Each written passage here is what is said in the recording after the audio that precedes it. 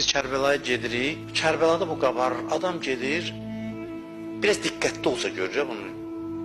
Belə ancaq başı o yazılara qarışmasa, hərdən bir başını qaldırıb baxsa, görürsən ki, adam zövq alır, ləzzət alır. Yəni deyirəm, oranın oteli də başqadır, avtobusu da başqadır. O tozu gəlir, onun da bir ləzzəti var. Qəribə bir şeydir ora. Gelirsən ləzzəti alırsan tam, maksimum.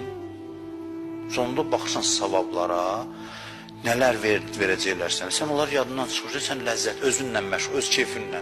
Hərdən mən xoş deyirəm Kərbəlada, nə ağlayasan, nə güləsən, oturub elə o ləzzətdə qərq olasan, göydən o ləzzət yağışı yağır hərəmin içində. Gedə bilmirik, heç olmasa danışaq, biraz qurdumuzu öldürək də.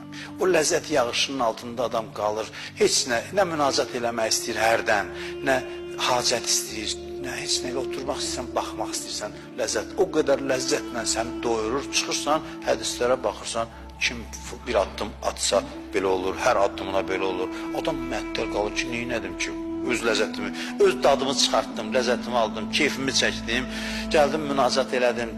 Ləzzətli bir səfər oldu, axırda mənə bu mükafat deyil, mən aldığımı aldım da buradan. Ehtiyacımı ödədim, təmizləndim, hiss eləyir adam ki, insan olur.